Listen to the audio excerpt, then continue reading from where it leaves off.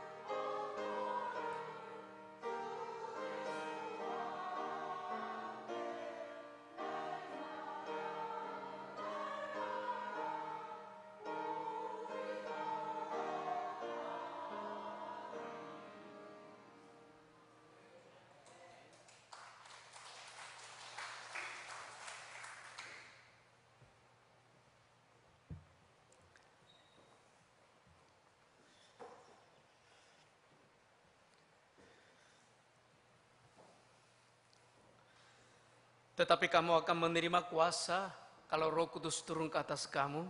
Kamu akan menjadi saksiku di Yerusalem dan seluruh Yudea dan Samaria dan sampai ke ujung bumi. 오직 성령이 너에게 임하시면 너희가 권능을 받고 온 예루살렘과 유대와 사마리아와 땅 끝까지 이르러 내 증인이 되리라. 할렐루야. 주님께서 우리에게 주신 지상명령입니다. 그 지상명령 때문에 지금도 우리가 이 땅에 살아가면서 예수님을 자랑하면서 살고 이 국내에서는 또 우리가 전도한다 그러죠. 예수님 사랑, 예수님의 생명을 전하는 일을 하고 또 하나님께서 주신 이 사명 때문에 땅끝까지 이르러 주님의 증인된 삶을 위해서 해외에서 주의 복음을 전하는 사람을 선교사라고 그렇게 이야기를 합니다. 저는 인도네시아 2004년도에 우리 고신 총회 선교부에서 파송을 받아서 지금까지 인도네시아에서 사역을 하고 있습니다. 잠깐 한번 저희 PPT를 한번 보여주시겠습니까? 오늘 설교 제목 하나님이 앞서가시는 설교인데요. 하나님 말씀 잠깐 듣기 전에 저희 사역을 먼저 잠깐 보여드리고 그리고 말씀을 드리겠습니다. 우리 가족입니다. 저희 집에는 예쁜 사람이 한 명밖에 없습니다. 한 명밖에 없습니다. 예쁜 사람이 다 남자입니다. 그리고 인도네시아에 제가 2004년도에 처음 이렇게 나갈 때는 제가 저희 집에서 최고 큰 사람이었거든요. 근데 지금은 저희 집에 제가 최고 작습니다. 시간이 그렇게 흐르고 또 우리 아이가 이제 또 군에 입대해야 될 그런 이제 시기가 되었습니다. 그 다음에 한번 넘겨주시고요. 인도네시아가 어떤 곳이냐? 인도네시아는 세계 인구 2억 5천만 명의 인구 세계 4위의 나라입니다. 그런데 이 인도네시아라는 나라가 많은 분들이 잘 모르시는데 인도랑 인도네시아랑 혼돈도 많이 하시는데, 이 인도네시아라고 하는 이 나라는 이슬람 인구가 세계에서 가장 단일 국가 중에 최고 많은 이슬람인들이 살고 있습니다.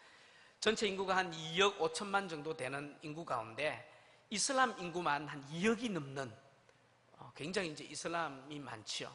그 대신에 이 종교는 이슬람, 기독교, 가톨릭, 힌두교, 불교, 그리고 또 유교까지 이렇게 인정을 하지만 복음을 전할 수 없는 나라. 종교는 인정을 해줍니다. 그렇지만 다른 타 종교 사람들에게 복음을 전가하는 것이 법적으로 금지되어 있어서 사실은 저희들이 선교사로 이렇게 나가 있지만 우리가 복음을 많은 사람들에게 전하고 싶은 마음은 꿀떡이지만 그렇게 하지 못합니다. 어떻게 복음을 전합니까? 우리의 삶을 통해서. 여러분, 우리가 복음을 참 최고 전하기 힘든 사람이 누굽니까? 잘 모르는 사람한테는 복음 전하기 쉬울 것 같아요. 근데 복음 전하기 가장 힘든 사람은 나와 가장 가까운 사람이 복음 전하기 최고 힘듭니다. 안 믿는 남편, 안 믿는 아내, 안 믿는 자식, 안 믿는 부모가 최고 어렵습니다. 왜냐하면요, 최고 잘 알거든. 저기 무슨 죄를 짓고 다니는지 최고 잘 알고요. 저기 무슨 옛날에 무슨 나쁜 짓 했는지도 최고 잘 알고 인격도 잘 알고 있기 때문에 예수님 믿으라 하는 그것이 최고 힘듭니다. 근데 여러분, 인도네시아에서 복음을 전하려면 다른 것 아니고 그 사람들과 좋은 관계를 맺고 이 사람들에게 감동을 주고, 이 사람들이 너는 어떻게 해서 그렇게 사느냐고 물었을 때에 나는 예수님이 있기 때문이다 라고 고백할 때에 이 사람들이 예수님을 믿는 그런 역사들을 보게 됩니다. 그래서 인도네시아는 참 인구도 많이 있고 여러 가지 많은 그런 상황이지만 복음이 그렇게 자유롭게 들어가기 힘든 지역이라는 것을 우리가 알 수 있죠. 그 다음 이게 이제 인도네시아 전체 지도이고요. 한번 또 넘겨주시고요. 저희들이 지금 사역하고 있는 자바섬, 여러분 자바라고 들어봤습니까? 자바섬. 옛날에 뭐 이렇게 그 과학 공부할 때도 자바 원인 이래가지고 뭡니까 진화론 사람들이 이제 원숭이가 사람이 되었다 그러는데, 여러분 오랑우탄 이야기도 들어보시죠. 오랑우탄이 어떻게 생겼는지 여러분 이렇게 그림이 그리시잖아요. 오랑우탄이라고 하는 말이 인도네시아 말입니다, 여러분. 그게 뭐냐면 숲속의 사람이라는 뜻입니다. 그만큼 이제 인도네시아는 굉장히 자원도 많고 굉장히 인구도 많고 또 복음을 전해야 될 곳이 너무너무 많은 곳인데, 저희들은 특별히 자바섬 말랑이라고 하는 조그마한 이 도시에서 지금까지 14년 동안 사역을 해왔습니다. 그 다음 한번 넘겨주시고요. 저희들이 이제 구체적으로 했던 사역들 가운데 하나는, 첫 번째로는 여기 이제 그림이 있는데 다 한번 떼어주십시오. 예.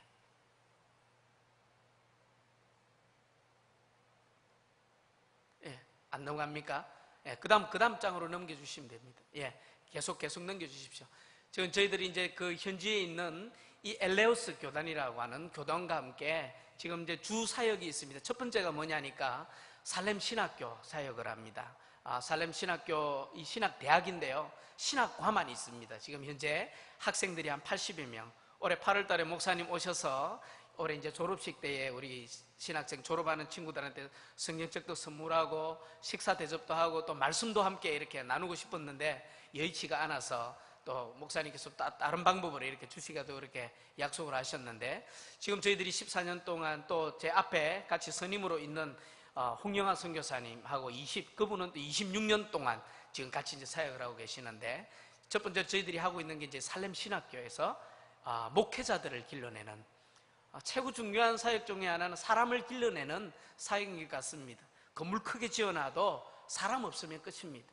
사람이 있어야 됩니다. 사람이 가장 중요합니다.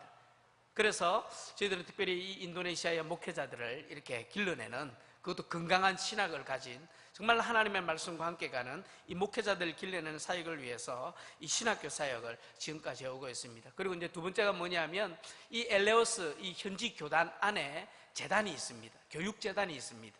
거기에서 우리가 세운 이제 유치원도 있고 초등학교도 있고 그 다음에 중학교까지 이제 학교 시설이 있습니다. 이 다 기독교 학교입니다. 인도네시아는 참 재미있는 것은 다른 곳에서는 복음을 절대 전할 수가 없습니다. 하나님께서 복음을 자유롭게 전하도록 열어놓으신 이 터전이 있는데 그게 뭐냐면 교육기관들입니다. 기독교 학교를 이렇게 세우고 나면 그 기독교 학교에서 채플 시간에 가르치고 말씀을 전하고 예수님 믿으라고 이렇게 강론을 하고 하는 데서는 아무도 터치를 못합니다.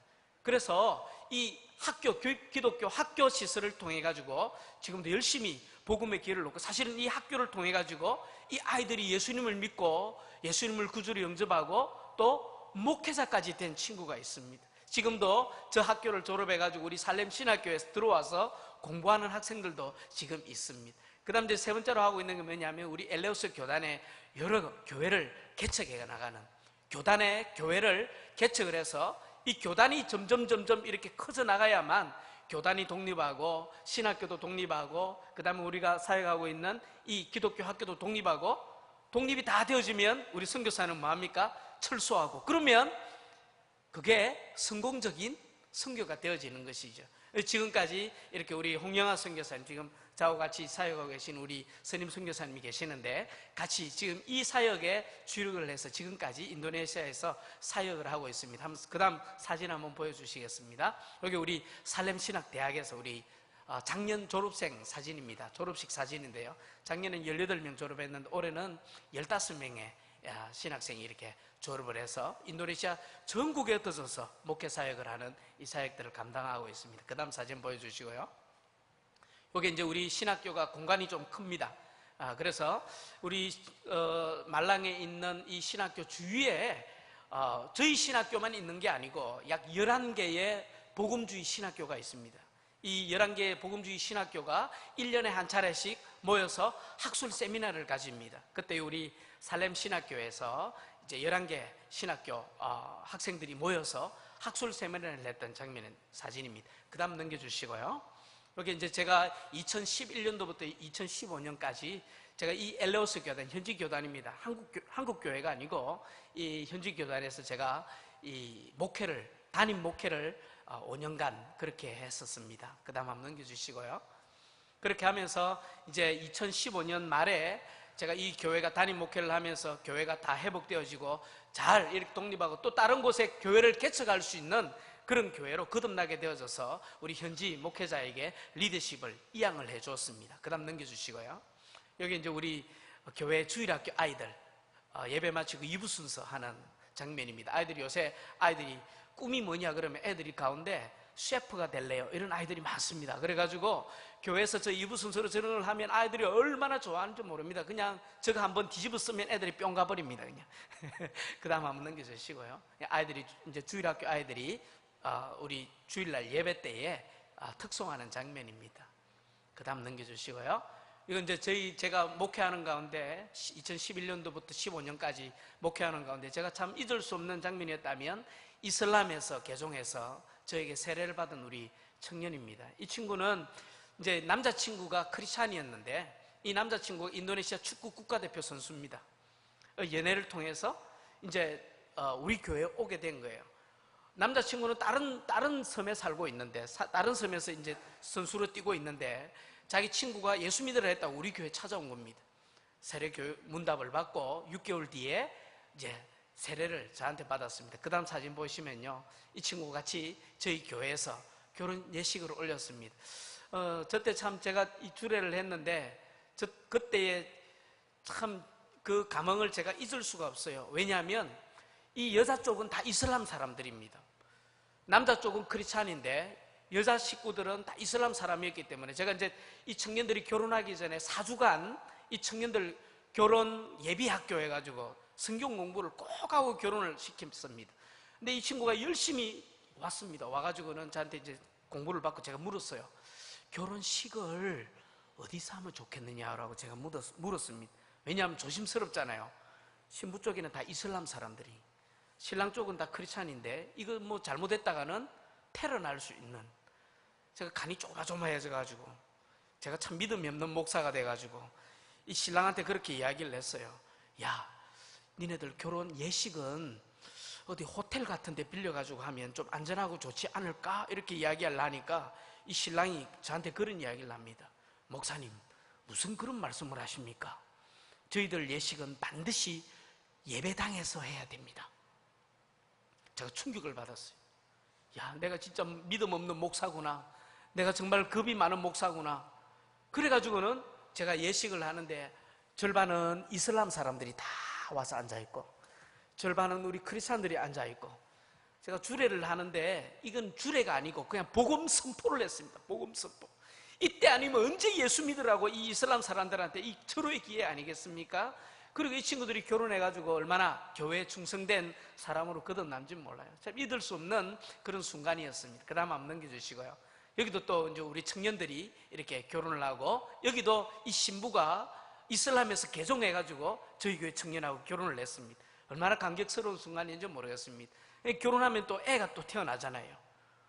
그러니까 교회가 또 숫자가 또 늘어나잖아요. 교회가 얼마나 재미있게 성장하는 모습을 보았는지 모르겠습니다. 그 다음 한번 사진 넘겨주시고요. 이건 우리 교회 안에서 이건 둘 다 이제 교회 청년인데 신랑 신부가 되었습니다. 제가 주례를 했습니다. 그리고 나서는 2년 뒤에 그 다음 사진 넘겨주시면 이 청년이 저희 교회 장로로 안수를 받았습니다. 교회에 얼마나 숭성스럽게 지금도 봉사하고 있는지 모르겠습니다. 그러면서 교회가 든든하게 서가니까 나중에 이 교회가 이제 우리 교회만 그냥 이렇게 살찌우고 튼튼할 게 아니고 개척을 하자. 다른 지역에 우리가 힘없는 이 지역으로 가서 우리가 개척을 하고 이 사역자들에게 생활비를 지원하자 가지고 이 현지 교회에서 다른 교회를 개척하는 그런 일. 지금 그 교회를 통해 가지고 제가 있는 동안에 3개의 교회를 새롭게 개척하는 그런 일이 있었습니다. 그 다음 한번 넘겨주시고요. 여기 이제 술라웨시라고 하는 섬인데 그게 이름도 재밌죠. 따따바우입니다. 따따바우라는 교회에 설립을 1년 만에 교회가 저만큼 성장해 버렸습니다. 하나님께서 놀랍도록 역사하시는 그런 곳이었습니다. 그 다음 한번 또 넘겨주시고요. 그리고 또 여기는 솔라웨시의 바탕오노라고 하는데 여기도 한 1년 채 되지 않았는데 교인이 벌써 저렇게 모여서 제가 가서 집회를 하고 또 이제 그렇게 도왔던 그런 장면입니다. 저기는 예배당이요, 우리처럼 뭐 이런 예배당이 아니에요. 그냥 나무로 이렇게 초가집처럼. 그런데 저 뜨거운 곳에서 하나님을 예배하고 하나님을 찬양하는 그 열정 가운데 하나님이 예배하는 그 장면을 제가 정말로 잊을 수가 없는 것입니다. 그 다음 한번 넘겨주시고요. 여기는 이제 저희가 있는 그 말랑 지역에 아주 높은 화산이 있습니다. 활화산. 저희 집에서 눈을 뜨면 늘 연기가 무럭무럭 올라옵니다. 눈앞에 보여요. 화산재가 저희 집까지도 날아옵니다. 한국 같으면 우째산호 이래가지고는 도망갈 텐데, 그곳에 그 해발 2,500m가 넘는 지역에 살고 있는 종족이 있습니다. 그 종족 이름이 뜬구름 같이요. 뜬구름이 아니고 뜬구르라고 하는 종족인데 거기는 힌두교 사람들이 살고 있는 지역입니다. 거기에 이제 교회 개척을 시도했는데 12년 동안에 거기에 의료 사역을 하고 그리고 여러 가지 계속해서 집중적으로 사역하는 가운데 몇 년 전에 거기에 기적처럼 예배당도 짓고 거기에 교회를 세우는 역사가 일어났습니다. 저게 예배당이 다 지어지고 거기에서 성도들이 함께 모여서 찬양하고 설립 예배를 하고, 이 뜬거러족입니다. 거기에서 같이 이제 학교를 세우고 또 거기에서 아이들을 기독교 학교를 통해서 복음을 전하는 일을 행하고 있습니다. 그 다음 또 넘겨주시고요. 저는 그 지역에 또 잊을 수 없는 것은 힌두교 제사장이, 저희들이 그날 밤에 집에 가서 홈스테이를 하면서 하룻밤 자는데 거기 그 지역에 있는 힌두교 제사장이 저희를 찾아왔어요. 찾아와가지고 뭐라고 이야기하냐니까 아파 죽겠습니다 그래요. 아파 죽겠습니다. 이 기회잖아요. 예수님을 전할 수 있는 기회잖아요. 그분이 찾아와서 니고데모처럼 밤에 몰래 사람들의 눈치를 보면서 예수님 찾아왔던 니고데모처럼 밤에 찾아왔어요. 아파 죽겠습니다 그래. 3년 동안 등이 아파서 밤에 잠을 못 잔대요. 그래가지고는 한국에서 가져온 파스를 등에다가 딱 발라주면서 어루만져주면서 예수님이 낫게 하십니다. 예수님 믿으십시오. 그리고 나서는 밤에 기도해드렸는데 이분이 예수님을 영접했습니다. 여러분. 기적 같은 일이 일어났습니다. 그리고 나서 3개월 뒤에 이 제사장 이분이 이제 돌아가셨어요. 근데 더 놀라운 것은 그 옆에 계신 부인, 저분이 그 우리 뜬거리 지역에 개척한 그 교회 충성스러운 교인이 돼가지고는 1년 뒤에 세례를 받고 지금 얼마나 신앙생활을 뜨겁게 잘하는지 모릅니다. 하나님의 기적이 지금도 일어나고 있습니다. 그 다음 한번 넘겨주십시오. 그리고 이제 그 뜬거리 지역에 이제 있는 기독교, 또 중학교, 고등학교가 있습니다. 그곳에서 또 복음을 전하고 또 아이들이 예수님을 영접하고 이들의 삶이 변화되어지는 그런 역사의 현장 가운데 서 있습니다. 그 다음 넘겨주십시오. 그리고 저는 2014년에 15년까지 이제 그 인도네시아에 있는 우리 한인 선교사 협의회 그 회장을 이렇게 하면서 우리 선교사님들과 함께 이 펠로우십인데요. 거기에서 또 사역을 그렇게 감당했었습니다. 그 다음 한번 넘겨주십시오. 이제 끝났네요. 주님 다시 오실 때까지 할 일이 무엇인지 한번 보십시오. 다 쭉 한번 다 펼쳐 주십시오. 그냥 색깔이 지금 잘 안 띄는데요. 이게 뭐냐면 가장 중심에는 하나님께 영광입니다. 하나님께 영광입니다.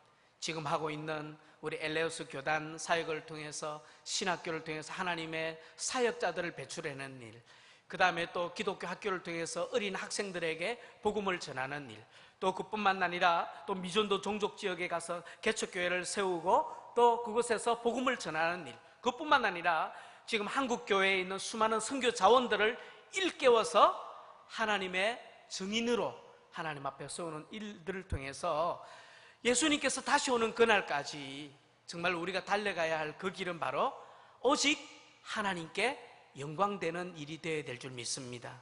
저는 지금도 그 사역을 위해서 지금까지 이렇게 가고 있는데요. 제 사역을 이렇게 먼저 한번 보여드렸습니다. 네, 사실은 하나님께서 불과 60년 전만 해도 우리 한국이 얼마나 비참했습니까? 기근과 전쟁의 기근과 폐허와 질병으로 그냥 창궐했던 이 대한민국이라는 이 나라를, 그 가난했던 그 나라를 하나님께서 이 나라를 하나님께서 지금 이렇게 진토 가운데서 이렇게 서서 여러분 G20이라고 하는 이 경제대국의 선상에 이 대한민국을 세우셨습니다. 하나님께서 왜 이 대한민국을 이렇게 축복하셨을까요? 다른 이유가 없다고 생각이 되어집니다. 하나님께서 주신 이 복을 온 세계, 아까 제가 나눴던 이 말씀 가운데 땅끝까지 이르러 내 무엇가 되라고요? 증인이 되라고 주님께서 이 복을 주신 것을 우리가 잊어서는 안 될 것입니다. 여러분, 하나님께서 이렇게 이 대한민국이라는 이 조그만한 이 땅에 복을 주신 이유는 바로 하나님의 이 사명, 하나님께 영광을 돌리는 이 마지막 사명을 위해서, 부르시기 위해서 하나님께서 복을 주셨다고 생각이 되어집니다. 첫 번째로 하나님께서 우리 대한민국을 경제대국이 되게 하셨습니다. 아무것도 없는 나라 아닙니까? 자원이 어디 있습니까? 자원이라고는 그냥 저처럼 이런 사람밖에 없습니다. 석유가 납니까? 가스가 납니까? 뭐가 납니까? 자원이라고 없는 이 조그만한 땅덩어리에 하나님께서 이처럼 놀랍게 세계 강대국 가운데 대열에 세우신 것입니다. 제가 지금 사역하고 있는 인도네시아는 자원이 얼마나 많은지 모릅니다. 그냥 얼마나, 이게 아니고 얼마나 많은지 모릅니다. 어떤 곳은요, 세상에 동네에서 우물을 판다고 우물을 막 이렇게 파는데 뻥 터졌어요. 시커먼 물이 뻥 터집니다. 뭡니까? 석유 같은, 우물을 판다고 우물 파는데 석유가 터져나와.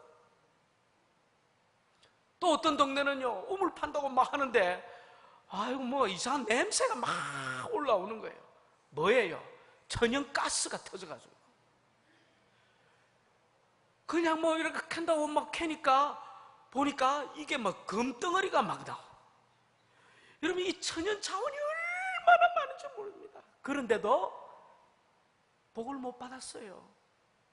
그런데 우리나라 보십시오. 아무것도 없는 나라, 가진 거로는 이거밖에 없는 나라. 한국 사람들 얼마나 똑똑합니까? 정말 똑똑합니다. 한국 사람만큼 똑똑한 사람이 없어요. 그럼 너무너무 똑똑한데 복음만 해서 똑똑해야 되는데 복음이 없이 똑똑하니까, 진리가 없이 똑똑하니까 사기꾼이 또 얼마나 많은지 몰라요. 조심해야 됩니다. 보이스피싱이 또 얼마나 많은지. 정말 그래요. 자원이라고는 없는데 하나님께서 복을 주셨어요. 경제대국으로 하나님 세우셨습니다. 무엇을 위해서요? 복음 전해라고요. 그리고 또 하나님께 복을 주셨어요. 우리 한국 사람들에게만 특별한 복을 주셨는데 사계절을 주셨어요. 아까 목사님 오전에도 그런 설교하셨잖아요. 39도 이랬잖아요. 39도 뭐 이렇게 숨이 막히다 그러는데, 그런데도 한국 사람은 견뎌냅니다. 39도 벌벌 끓는 사우디아라비아에 가서도 한국 사람들은 그곳에서 건설 현장에서 해냈습니다. 여러분, 적도의 나라에 가서도 한국 사람은 견뎌냅니다. 시베리아 사람들 저 적도에 갖다 놓으면 해가 다 죽어버립니다. 근데 한국 사람은 영하 40도에 시베리아 갖다 놔도 거기서 털모자, 개털모자 쓰고 살아납니다. 어디에 놔둬도 한국 사람은 이 기후와 관계없이 견뎌내는 능력을 하나님 주셨어요.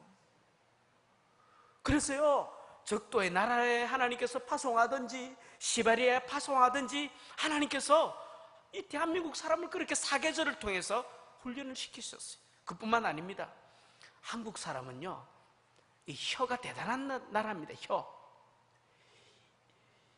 음식이 우리 한국 사람들이 맛을 안 보는 맛이 없어요. 단맛, 짠맛, 쓴맛, 신맛, 그죠? 매운맛, 그리고 떫은 맛까지. 우리 한국 사람은 모든 맛을 다 알아요. 그런데 미국 사람들 떫은 맛 모릅니다, 여러분.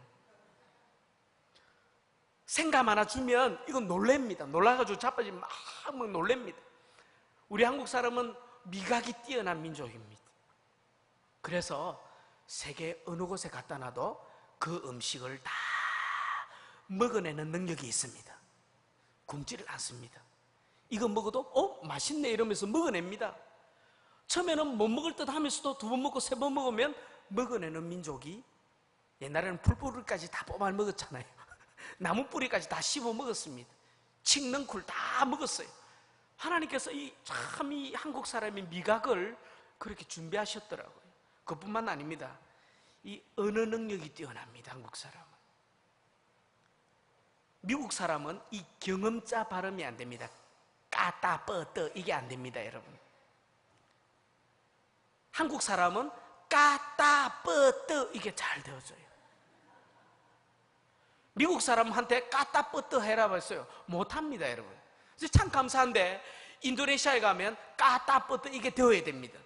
떠리마까시 또한 예수스 먼바르까띠 까따 뻐떠 이게 되니까 인도네시아 말도 잘 되고 영어도 잘 되고 일본에 갖다 놓으면 일본 말도 잘 되고, 그리고 혀가 그냥 자유자재로 온 세상 언어를 잘할 수 있는 민족이요, 딱 두 민족이 있습니다, 여러분.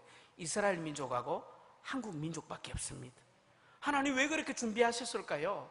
온 세계에 흩어져라고. 온 세계에 흩어져서 뭘 하라고요? 복음을 전하라고. 예수 사랑, 예수 생명을 전하라고 그렇게 준비시킨 거예요. 그뿐만 아니라 또 놀라운 게 한 개 더 있습니다. 피부 색깔도 준비하셨어요. 적당하게 익었잖아요, 한국 사람. 서양 사람들은요, 이 인도네시아 땅에 딱 오면 딱 보여요. 저 사람이 서양에서 왔다, 코제이다 벌써 딱 알아요. 벌써 피부 색깔이 다르고 코높이가 다르고 벌써 눈 색깔이 달라요. 근데 한국 사람은 서양에 좀 갖다 오래 좀 놔두고 요새 아이들 한번 보십시오. 이게 서양인지 동양인지 구분이 잘 안 됩니다, 여러분. 저는요, 인도네시아 땅에 딱 가가지고는 한 10년쯤 되니까 사람들이 저를 한국 사람으로 생각을 하지 않는 것입니다. 인도네시아 사람인 줄 알더라고요. 한 번은 저희 아이들이 이제 이 수영장에 이렇게 수영 레슨을 받는데, 수영 레슨하는 선생님이 우리 아이들 이제 초등학교 다닐 때였는데, 그 선생님이 우리 아이들한테 그런 이야기야. 야, 니네 아빠 진짜 횡재했다 그러는 거예요, 우리 애한테. 우리 아이가 아니 왜요? 그렇게 물으니까 이 수영 가르치는 선생님이, 야, 너희 아빠 어떻게 하면 한국 여자하고 결혼을 했대? 그러더라는 거예요. 저도 몰랐습니다. 근데 입 다물고 이렇게 했으면 내가 인도네시아 사람인지 한국 사람인지 구분이 안 가요. 거기다 수영까지 이렇게 더 길러보십시오. 몰라요. 하나님께서 이 색깔도 그냥 하나님께서 다양하게 좀 한국 사람 좀 꾸우면 좀 새카만 데 갖다 놔도 되고, 좀 이렇게 햇빛 좀 덜 보면 좀 저기 서양 쪽으로 갖다 놔도 되고, 어디에 있든지 하나님께서 한국 사람을 얼마나 그렇게 준비했는지 모르겠습니다. 하나님께서 이렇게 준비시킨 이유는 바로 이 생명의 복음, 이것을 위해서 준비하신 것 외에는 다른 해석이 안 되어지는 것입니다. 주님께서 우리에게 사명을 주셨죠. 우리가 하나님께 영광을 돌릴 수 있는 그 방법, 다른 방법이 없습니다. 하나님을 가장 기쁘게 하는 방법, 다른 방법이 없습니다. 하나님이 원하시는 일을 해야 합니다. 그게 바로 하나님의 소원이겠죠. 그 소원이 바로 예수님께서 마지막 승천하시면서 우리에게 주신 마지막 소원이고 마지막 명령입니다. 오직 성령이 너희에게 임하시면 너희가 권능을 받고 온 예루살렘과 온 유대와 사마리아와 땅끝까지 이르러 내 증인이 되리라, 그렇게 말씀하셨습니다. 여러분, 하나님께서 주시는 이 사명을 가지고 우리가 이 땅에서 순종하든지 아니면 하나님께서 보내신 땅에서 순종하든지 어떻게 하면 우리가 진정한 하나님께 영광을 이렇게 올려드릴 수 있을까요? 오늘 설교 제목이 사실은 하나님이 앞서가시는 선교인데요, 어떻게 하면 지금 여기에 살고 있는 우리뿐만 아니라 선교지에 있는 저에게도 어떻게 하면 하나님께서 앞서가시고 하나님께 진정한 영광을 돌릴 수 있는 그런 삶을 우리가 살 수 있을까요? 한 세 가지 짧게 이야기합니다. 첫 번째로는 우리가 이곳에서 하나님께 영광 돌리고 하나님 앞에 하나님이 기쁨이 되어지고 또한 선교지에서 정말 하나님이 기쁨이 되기 위해 첫 번째로는 내 힘, 내 계획, 내 열정, 그것을 하나님 앞에 내려놓는 것입니다. 우리가 모세 이야기 너무너무 잘 알잖아요. 모세가 40세 때에 젊음이 있었습니다. 직위도 있었습니다. 권위도 있었습니다. 열정도 있었습니다. 그리고 선한 마음까지 있었습니다, 여러분. 자기 민족이 고난당하고 어려움당하고 고통받는 그 현장을 지켜보면서 선한 마음, 자기는 자신이 편안한 그 안락한 그곳에서 안락함을 취할 수 있었지만 그 자리에 있지 아니하고 고통받는 그 민족을 보면서, 자기 민족을 보면서 선한 마음으로 구원해내는 계획도 가지고 있었습니다. 그런데 여러분, 40세 때에 모세가 자기 민족을 구원하려고 했을 때에 성공했나요? 실패했나요? 성공했나요? 실패했나요? 철저하게 실패했죠. 다 준비되어지고 다 있는데 실패했습니다, 여러분. 하나님이 도와주시지 않았습니다. 하나님이 손들어 주시지 않았어요. 왜 그렇습니까? 하나님께서 무엇을 보여주시기 위해서 그렇게 하셨습니까? 만약에 모세가 자기의 힘, 자기 계획, 자기 능력, 자기 선한 마음으로 그 일을 다 이뤘어요. 이스라엘 민족을 다 구원해냈습니다. 그리고 나면 나중에 누구의 이름이 쫙 높임을 받게 되겠죠? 이스라엘 민족 사람들이 누구만 쳐다보게 되겠죠? 모세만 쳐다보는 거예요. 모세가 최고야. 모세밖에 없어. 하나님을 봐야 되는데 하나님을 보는 게 아니고 모세가 최고야. 모세만 따라가야 돼. 하나님이 그거 싫은 거예요. 하나님 영광 싹 가로채가는 거, 그거 하나님 싫으신 거예요. 열정이 있어요, 계획이 있어요, 직위가 있어요, 권위가 있어요, 선한 마음도 있는데 하나님이 도와주시지 않았습니다. 왜요? 하나님이 철저히 영광 받으셔야 되는데 사람이, 모세가 하나님의 영광을 가로챌까 봐 하나님께서 길을 열어주시지 않았던 것입니다. 여러분, 우리가 교회에서 열심히 봉사합니다. 내가 인정받으려고. 선교지에서도 열심히 제가 사역합니다만 내가 내 이름이 날려고 저는 여태까지 그렇게 사역하고 싶었지만 그렇게도 하지 않았습니다. 왜냐하면 그것이 얼마나 헛된 것인지, 그것이 얼마나 하나님이 기뻐하시지 않는 일인지 알기 때문에 그렇습니다. 모세가 만약 그걸 알았더라면 하나님 앞에 엎드려서 하나님 어떻게 해야 될까요? 물었어야 되는데 아니었습니다. 내 계획, 내가 계획한 것 이거 이루어야지, 내가 크게 뭔가를 한번 이루어 봐야지. 네, 하나님 기뻐하시지 않았습니다. 왜요? 모세의 이름이 드러나는 것보다 하나님의 이름이 드러나는 것을 하나님이 기뻐하시기 때문에 그렇습니다. 우리가 교회에서 열심히 봉사해도 여러분의 이름이 나지 않는 것 때문에 섭섭해하지 마십시오. 한번 따라 할까요? 하나님의 이름만, 하나님의 영광만 나타나면 최고다. 우리가 최고로 하나님 앞에 봉사하고 죽도록 주님 앞에 봉사하고 마지막 우리가 고백해야 될 것은 하나님 나 좀 기억해 주세요, 내 이름 좀 높여주세요, 그게 아니에요. 하나님, 오직 하나님 당신의 이름만이 높임을 받았소서. 할렐루야. 그때 하나님께서 기뻐하십니다. 둘째로 하나님이 앞서시는 선교, 하나님이 진짜 영광 받으시는 우리 삶이 무엇입니까? 우리의 발에 신을 벗을 때입니다. 여러분, 80세 된 이 모세에게 오늘 이 3장에 보니까 하나님이 찾아오셨습니다. 떨기나무 불꽃 가운데 찾아오셨습니다. 모세가 뭔가를 하려고 할 때 하나님께서 손들어 주시지 않았는데 80세 된 모세에게 하나님께서 나타나셔서 네 발에, 네가 선 것은 거룩한 것이니 네 발에 신을 벗으라, 그렇게 말씀하셨습니다. 신을 벗는다는 것, 다른 많은 것들을 해석할 수 있지만 간단하게 한 가지만 딱 정확하게 본다면 내 종이 되라는 것입니다. 여러분, 종이라고 하는 건 무엇입니까? 종은, 여러분, 충성된 종, 착한 종은 이런 겁니다. 내 계획을 가지고 내 생각이 많은 종은 일은 잘할지 모르겠지만 착하고 충성된 종이 될 확률이 굉장히 낮습니다, 여러분. 왜요? 내 고집이 있기 때문에. 착하고 충성된 종은 어떤 종입니까? 내 생각이 없는 것입니다. 내 계획이 없는 것입니다. 오직 주님만 바라보는 것입니다. 주인이 뭐라고 명령하는지 그 주인의 명령에 촉각을 세우는 것이 바로 착하고 충성된 종 아니겠습니까? 주님께서 모세에게 오셔서 네 발에 신을 벗으라, 네 생각 버리고 네 계획 버리고 내가 주인이다, 내가 주님이야, 네가 주인이 아니고 내가 주님이야, 네가 민족을 구할 수 있는 것이 아니고 내가 민족을 구하고 네가 영혼을 구할 수 있는 것이 아니고 내가 영혼을 구한다는 것을 주님께서 말씀하고 있는 것입니다. 네 발에 신을 벗으라. 그러니까 모세가 뭐라고 합니까? 주님, 못합니다.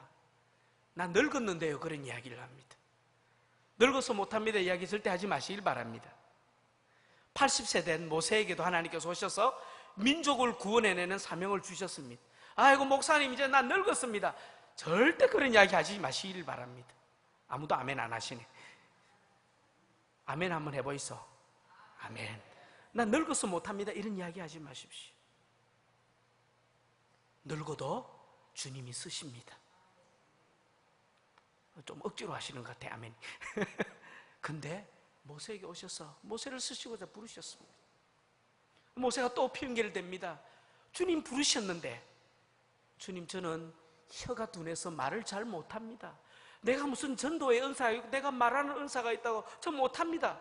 주님께서 책망하셨어요. 네 형 아론이 있지 않느냐? 주님께서 부르셨습니다. 그때 주님께서 말씀하시기를 네 발에 신을 벗으라 라고 그렇게 주님께서 말씀하십니다. 내 자존심, 내 소유권을 주님 손 아래 올려드리는 것입니다. 여러분, 참 그런 것 같아요. 내가 지금 이 땅에서 누리고 있는 수많은 것들이 있지 않습니까? 내가 이 땅에서 누리고 있는 수많은 것들이 있어요. 그게 재산이 될 수도 있고 내 자녀가 될 수도 있고 내가 이루어나왔던 많은 일들이 될 수 있고 내 자랑거리가 있을 수 있습니다. 그런데 여러분, 어느 순간에 주님께서 이제 끝났다, 오너라 부르시면 그것 열심히 해놨던 거 다 털어버리고 가야 합니다. 그게 우리 연약한 인생입니다. 뭘 우리가 붙잡겠습니까? 주님께서 우리에게 발에 신을 벗으라, 내 종이 되어서 내게 순종하라 할 때에 주님 앞에 정말 100% 아까 목사님 그런 말씀을 이해가 되면 순종하고 이해가 안 되면 복종하라 그런 말씀을 하시더라고요. 주님 앞에 우리 발에 신을 벗는 것이 바로 그것입니다. 주님의 말씀이 이해가 되면 순종하시고 말씀이 이해가 안 되더라도 복종하여서 정말 주님의 충성된 종으로 살아가는 저와 여러분 되시길 바랍니다. 마지막입니다. 여러분, 선교의 열매, 우리의 삶의 열매, 우리의 사역의 열매, 우리의 섬김의 모든 열매는 하나님이 동행하실 때 가능해집니다. 여러분, 모세가 하나님 앞에 순종해서 가기 싫다고 핑계대고 이 핑계 저 핑계대고 마지막에 하나님께서 등을 떠밀어서 모세를 이스라엘 민족을 구원해내는 그 장소에 부르셨습니다. 근데 그때에 모세의 손에 하나 들려져 있었던 것이 있습니다. 모세 손에 뭐가 들려 있었죠? 지팡이가. 그냥 평범한 그 지팡이가. 여러분 참 재미있습니다. 모세가 하나님을 만나기 전에는 그 지팡이에 이름이 없습니다, 여러분. 근데 모세가 하나님을 만나고 난 뒤에 떨기나무 불꽃 가운데 하나님을 만나고 난 뒤에 바로 앞에 서는 그 순간 하나님께서 그 지팡이를 뭐라고 표현하냐면 성경에 보면 하나님의 지팡이라고 표현하고 있습니다. 하나님 만나기 전에는 쓸모없는 마른 지팡이였어요. 근데 하나님을 만나고 나니까 그 지팡이가 하나님의 지팡이가 되었습니다. 하나님, 우리는 얼마나 정말 아무것도 할 수 없는 마른 지팡이와 같은 인생입니까? 그러나 하나님께서 우리의 인생과 동행할 때에 우리 또한 하나님의 지팡이가 될 줄 믿습니다. 모세가 하나님의 지팡이를 들고 10가지 재앙을 일으킬 때에 그때에 모세의 손에 하나님의 지팡이가 있었습니다. 손을 들어서 이스라엘 백성들이 홍해 바다를 건널 때도 하나님의 지팡이가 모세의 손에 들려 있었습니다. 이스라엘 백성들이 광야 40년을 그 길을 지나갈 때도 목마르고 애타서 갈 길을 헤맬 때도 모세가 이 하나님의 지팡이로 바위를 쳐서 생수를 얻어서 이스라엘 백성들의 목이 가랬던 목이 해결했던 것을 우리가 보게 되었습니다. 무엇입니까?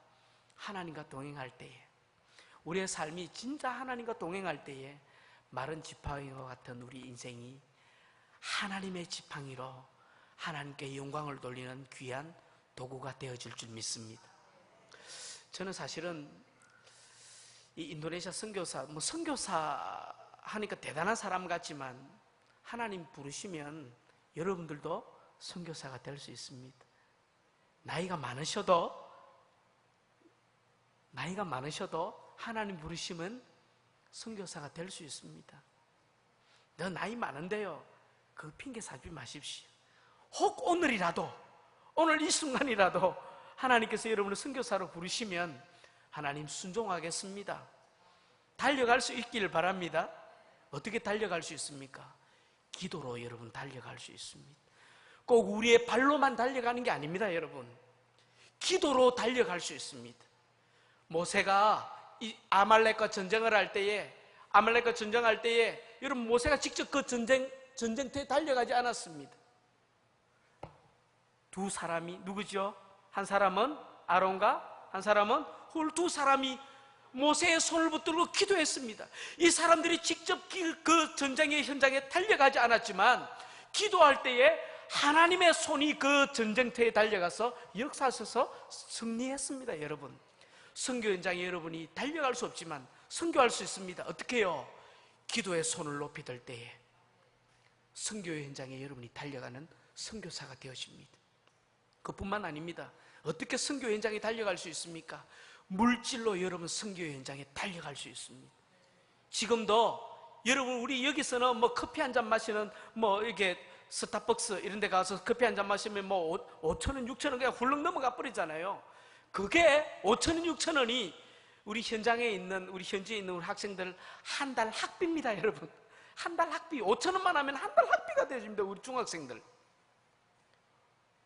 우리가 조금 아껴서 선교 헌금하면 그것이 우리가 선교 현장으로 달려가서 하나님 앞에 우리가 가지 않지만 보내는 선교사로서 그 사역을 감당할 줄 믿습니다. 한번 따라합시다. 가든지 보내든지 이곳에서도 기도와 물질로 선교할 수 있습니다. 아멘입니까? 아멘입니다. 그때에 우리가 현장에 있는 저희들 선교사뿐만 아니라 우리 국내에 있지만 또 선교 현장에 또 가서 단기 선교로 여러 가지 갈 수 있지만 그렇지 못한 형편에 있다 할지라도 이곳에서도 함께 하나님께 영광이 돌려지고 하나님이 기뻐하시고 하나님의 손을 이루어드리는 이 지상명령, 땅끝까지 이르러 내 증인이 되리라, 이 사명을 우리 모두가 다 감당해낼 줄 믿습니다. 다 같이 기도하겠습니다. 사랑하는 주님, 감사합니다. 사랑하는 우리 광주 은강교회, 주님께서 지금까지 축복해 주셔서 이 교회를 통하여서 수많은 생명의 물이 흘러넘친 것을 감사합니다. 하나님 아버지, 우리 세우신 이 은광교회를 통하여서 앞으로 이 한국교회, 이 광주 지역에 또한 우리 온 세계 열방을 향하여서 하나님께서 귀히 쓰시는 아름다운 성도님들이 되게 하시고 아름다운 가정들이 되게 하시고 아름다운 교회가 될 수 있도록 주님께서 복에 복을 더하여 주시옵소서. 무엇보다 우리 여전도의 회원님들, 주님께서 한 사람 한 사람 주님께서 복 주시고 우리 자녀들을 위해서 기도하고 가정을 위해서 기도하고 또 교회를 위해서 기도하고 온 세계 선교를 위해서 기도할 때에 우리 하나님께서 이 여종들의 기도를 응답하여 주시어서 아름다운 놀라운 일들이 펼쳐질 수 있도록 역사하여 주시옵소서. 감사합니다. 주님, 예수님 이름으로 감사하며 기도드립니다. 아멘. 협의회 회계 대신 장옥희 권사님 나오셔서 보고 주시겠습니다.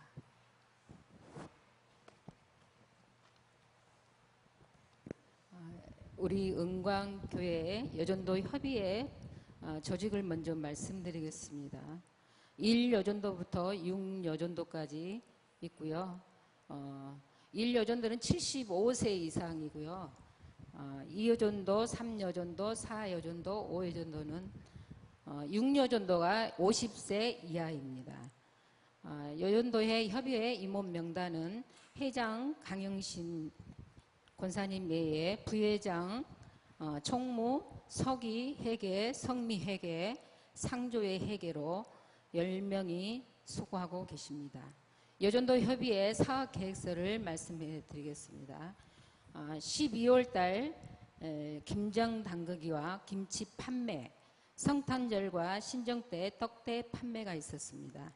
1월 달에 구정 설날을 맞이해서 떡대 판매가 있었습니다.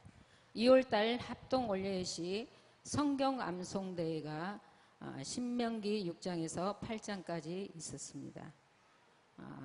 3월 달에는 여전도 총회가 있기로 했는데요. 4월 달로 미뤄져 가지고 4월 달 성경 암송대회 전람 노회가 있었는데 우리 은광교회 오해운도 회장님 오설란 권사님께서 상을 받았습니다.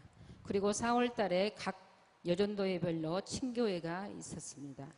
5월 달 어버이날 행사로 75세 이상 어른 섬기기에 92명에게 선물을 증정하였고요. 매월 올예시 간식을 제공해 드리고 있습니다.